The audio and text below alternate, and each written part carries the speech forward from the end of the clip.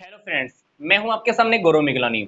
हम पढ़ रहे हैं 12th क्लास की बिजनेस स्टडीज। हमारा टॉपिक कंटिन्यू चल रहा है कैपिटल स्ट्रक्चर का। हमारा पीछे वाली वीडियो से एक टॉपिक कंटिन्यू चलता आ रहा है जिसका नाम है ट्रेडिंग ऑन इक्विटी। तो अगर आप ये वीडियो डायरेक्ट देख रहे हैं तो मैं आपसे रिक्वेस्ट करना चाहूंगा कि इस वीडियो के डिस्क्रिप्शन बॉक्स में ट्रेडिंग ऑन इक्विटी का पार्ट 1 आपको दिया हुआ है, वो आप पहले अच्छे से देख लीजिए, क्योंकि हमने पीछे वाली वीडियो से एक क्वेश्चन को हम स्टडी कर रहे थे जिसकी इक्वेशन ये है, उसके बिहाफ पर हमने एक स्टेटमेंट को क्लियर करना है। तो पहले आप पीछे वाली वीडियो देख लीजिए, क्योंकि उसके बाद ही आपको ये वाला टॉपिक अब समझ में आने वाला है।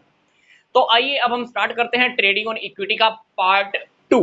हमने पीछे वाली वीडियो में क्या डिस्कस किया था कि कोई भी कंपनी इक्विटी शेयर कैपिटल के बेस पर फिक्स्ड कॉस्ट कैपिटल को रिसीव करके अपनी इक्विटी शेयर होल्डर्स की इनकम में इंक्रीज करती है। ऐसा केवल तभी पॉसिबल हो पाता है जब return on investment fixed cost capital से ज्यादा हो। मतलब हमने जो भी इनको पे करना है उनसे ज्यादा उनसे ज्यादा हमारी क्या होनी चाहिए, रिटर्न ऑन इन्वेस्टमेंट होनी चाहिए। तभी एक कंपनी अपने इक्विटी शेयर होल्डर्स की इनकम में इंक्रीज कर पाती है। तो पीछे वाली वीडियो के अंदर हमने जो एग्जांपल लिया था वो लिया था 80,000 की जगह 2 लाख। अब इस वीडियो में हमने एग्जांपल लिया है कि मान लो एक कंपनी जो एक्स और वाई है, दोनों को मान लो 80,000 और 80,000 का प्रॉफिट हो रहा है। ये प्रॉफिट है earning before interest and tax, मतलब ना हमने इसमें से इंटरेस्ट माइनस किया है अब तक, ना हमने इसमें से टैक्स माइनस किया है। अब मान लीजिए एक्स और वाई दोनों कंपनी है। एक्स के पास है 10 लाख की सिर्फ इक्विटी शेयर कैपिटल, डिबेंचर से इन्होंने कोई पैसा रिसीव नहीं किया हुआ है। वाई कंपनी के पास 4 लाख रुपए की इक्विटी शेयर कैपिटल है, 6 लाख के डिबेंचर्स कैपिटल है। तो टोटल दोनों कंपनी की कैपिटल अल्टीमेटली क्या है, 10 लाख 10 लाख। ध्यान से देखें तो एक्स कैपिटल ने सिर्फ पैसा इक्विटी शेयर कैपिटल से लिया हुआ है, जबकि वाई कैपिटल ने equity share capital plus debenture capital से पैसा लिया हुआ है। अल्टीमेटली दोनों कंपनी के पास 10 लाख और 10 लाख रुपए हैं। दोनों कंपनी को एक साल के लास्ट में प्रॉफिट होता है 80,000 का। प्रॉफिट कितना है, 80,000 earning before interest and tax. इसमें से ना तो अभी तक हमने इंटरेस्ट माइनस किया है ना टैक्स माइनस किया है। ठीक है, टैक्स की रेट कितनी है, 30%। स्टेटमेंट से पहले आप ये ध्यान से देखिए, इस कंपनी के पास 1 लाख शेयर है, हर शेयर कितने का है, 10 रुपए का।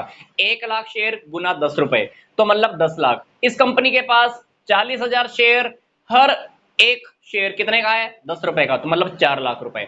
अब हम देख लेते हैं कि कौन सी कंपनी इसमें से सही काम कर रही है। एक्स कंपनी के पास प्रॉफिट कितना है, 80,000। वाई के पास भी प्रॉफिट कितना है, 80,000। अब एक्स कंपनी ने तो कोई इंटरेस्ट पे करना ही नहीं है, क्योंकि एक्स कंपनी के पास तो डिबेंचर ही नहीं है। वाई कंपनी ने कितना इंटरेस्ट पे करना है, 6 लाख के ऊपर 10%, 60,000। वाई कंपनी ने 6 लाख के ऊपर 10% का इंटरेस्ट दे दिया। अब एक्स कंपनी के पास इंटरेस्ट माइनस करने के बाद, जो कि था ही नहीं, कितना आ गया, 80,000। वाई कंपनी के पास प्रॉफिट कितना है, इंटरेस्ट घटाने के बाद 20,000। आगे देखिए, अब दोनों कंपनी ने टैक्स कितना कितना पे करना है। अब हम टैक्स माइनस कर देते हैं, 30%। 80,000 का 30%, 24,000। 20,000 का 30%, 6,000। 14,000 और इसको आप घटा देना,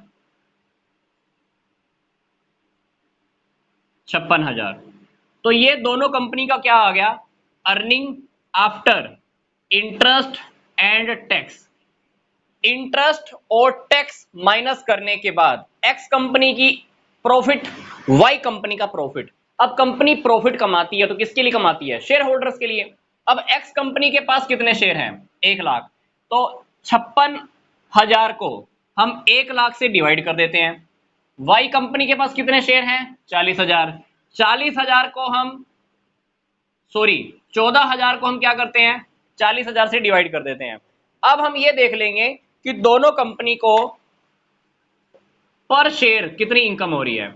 इसको हो रहा है 0.56, जबकि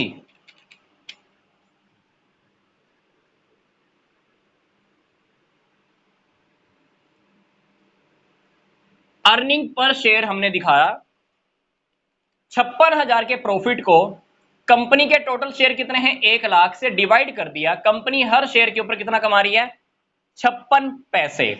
अर्निंग हर शेयर होल्डर को कितनी मिल रही है? 56 पैसे। जबकि इस कंपनी में क्या हो रहा है, 14,000 के प्रॉफिट को टोटल शेयर होल्डर्स, मतलब 40,000 शेयर्स हैं, 40,000 शेयर्स से मैंने डिवाइड कर दिया, तो कंपनी यहां प्रॉफिट कितना कमा रही है? हर शेयर के ऊपर 0.35 पैसे ही उनके लिए अर्निंग दे पा रही है। तो यहां पर देखिए, मैंने आपको क्या कहा था, रिटर्न ऑन इन्वेस्टमेंट अगर ज्यादा है, किससे? फिक्स्ड कॉस्ट कैपिटल से, तब ही हमारा इक्विटी शेयर होल्डर्स के लिए कमाना, इनकम में इंक्रीज केवल तभी हो पाएगी। मतलब रिटर्न ऑन इन्वेस्टमेंट जब ज्यादा है, किससे? फिक्स्ड कॉस्ट कैपिटल से, तब ही हमारे इक्विटी शेयर होल्डर्स की इनकम में इंक्रीज हो पाती है, अदरवाइज उनकी इनकम में इंक्रीज नहीं हो पाएगी। ध्यान से सुनिए ये बात मैं आपको क्या बोल रहा हूं। वाई कंपनी ने कितना कमाया है प्रॉफिट स्टार्टिंग में? 80,000। जबकि वाई कंपनी ने कैपिटल कितनी लगाई हुई है टोटल? 10 लाख। 10 लाख के ऊपर वाई कंपनी ने 80,000 का प्रॉफिट कमाया। इसका मतलब है कि वाई कंपनी कितना प्रॉफिट कमा रही है? जितना पैसा वाई कंपनी ने लगाया है 10 लाख, उसके ऊपर वाई कंपनी सिर्फ 8% कमा रही है। कितना परसेंट कमा रही है? सिर्फ 8%।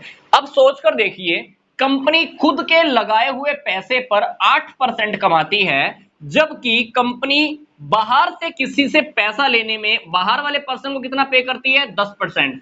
तो आपको क्या लगता है, आप अर्निंग कमा पाओगे? प्रैक्टिकली से एग्जांपल मैं आपको समझाता हूं। मैंने किसी से 10% पे पैसा लिया, बाहर मैंने इन्वेस्ट किया, वहां से मुझे 8% की कमाई हो रही है। तो क्या हो रहा है, मेरे को 2% का झटका तो मैं ही खा रहा हूं बीच में। तो क्या मैं इन्वेस्टमेंट मुझे करना चाहिए वहां? नहीं करना चाहिए। क्या मेरे को उससे पैसा इतने में लेना चाहिए? नहीं लेना चाहिए। वाई कंपनी ने क्या किया, 10% के ऊपर पैसा लिया, जबकि खुद कितनी कमाई कर रही है? 8%। तो ये कंपनी जो 8% खुद कमा रही है, 10% बाहर के लोगों को पे करना है, 10% पे करना है, 8% खुद कमा रही है, तो ये कंपनी कभी भी अपने इक्विटी शेयर होल्डर्स की इनकम में इंक्रीज नहीं कर सकती है। होना क्या चाहिए, हमारी रिटर्न ऑन इन्वेस्टमेंट ज्यादा होनी चाहिए। किससे? फिक्स्ड कॉस्ट कैपिटल से। रिटर्न ऑन इन्वेस्टमेंट हमारी ज्यादा होनी चाहिए फिक्स्ड कॉस्ट कैपिटल से। ये टॉपिक हमने पूरी अच्छी तरह से पीछे वाली वीडियो में डिटेल में स्टडी किया है। ट्रेडिंग ऑन इक्विटी का पार्ट 1 आप अच्छे से देखिए, तब आप इन दोनों वीडियोस के अंदर डिफरेंस समझ पाएंगे कि रिटर्न ऑन इन्वेस्टमेंट ज्यादा होने का क्या मतलब है और रिटर्न ऑन इन्वेस्टमेंट कम होने का क्या मतलब है। इसीलिए मैं आपको इस वीडियो की स्टार्टिंग में बोल रहा था, पीछे वाली वीडियो के अंदर जो हमने एग्जांपल लिया है वो यहां पे लिया है 2 लाख रुपए के प्रॉफिट का। इस वीडियो के अंदर हमने जो एग्जांपल लिया है वो लिया है 80,000 के प्रॉफिट का। तो आप दोनों वीडियो एक बार अच्छे से देखिए, कंपैरिजन करके देखिए, फिर देखिए कि अगर रिटर्न ऑन इन्वेस्टमेंट अगर हमको कम हो रही है, जैसे इस वीडियो में देखो हम कमा रहे हैं 8%, पे करना है वाई कंपनी ने जबकि 10%, तो ये कंपनी को क्या करना चाहिए था, डिबेंचर्स होल्डर से डिबेंचर्स लेने ही नहीं चाहिए थे। ठीक है, तो आप पीछे वाली वीडियो को देखिए, इस वीडियो को देखिए, दोनों को कंपैरिजन करिए, फिर आपको टॉपिक बहुत अच्छे से समझ में आ जाएगा कि ट्रेडिंग ऑन इक्विटी रियलिटी में है क्या और कंपनी को ट्रेडिंग ऑन इक्विटी के ऊपर काम करना कब बेनिफिशियल रहता है। तो मिलते हैं जल्दी से नेक्स्ट वीडियो में, जिसमें हम डिस्कस करने जा रहे हैं कि ट्रेडिंग ऑन इक्विटी का क्या सिग्निफिकेंस है और ट्रेडिंग ऑन इक्विटी की क्या लिमिटेशंस हैं। तो मिलते हैं जल्दी से नेक्स्ट वीडियो में।